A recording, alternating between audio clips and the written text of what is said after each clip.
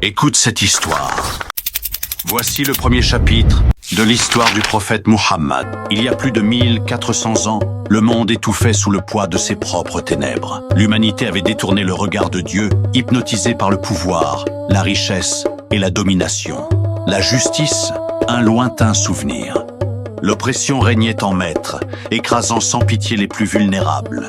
Les puissances de l'époque, l'Empire byzantin et l'Empire perse, dominaient la carte mais leur âme était épuisée. La politique avait corrompu la religion, certains dirigeants allant jusqu'à se prendre pour des dieux. Partout la foi était en crise. En Inde, des centaines de divinités se partageaient les prières. En Perse, on adorait la danse des flammes sacrées. Et en Arabie, un archipel de tribus, chacune vouant un culte à ses propres idoles, de grossières statues de bois ou de pierre qu'on habillait, nommait et nourrissait d'offrandes.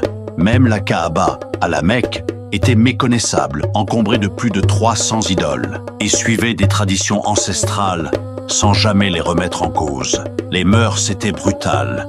Des nouveau-nés filles enterrées vivantes par peur du déshonneur, un homme jugé uniquement sur sa lignée tribale, des guerres interminables déclenchées pour des broutilles.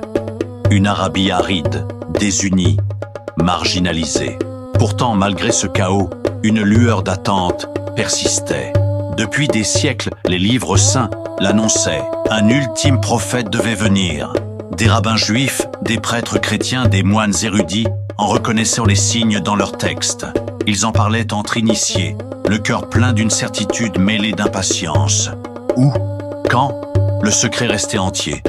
Une chose était claire, cet élu ne viendrait pas des cercles du pouvoir, ni des palais des empereurs. Il naîtrait dans l'humilité d'une tribu ordinaire, dans une cité sans roi.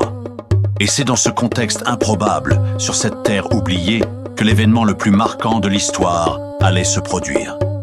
Un homme dont le message allait transformer les cœurs, unifier des tribus ennemies et rétablir la vérité pure.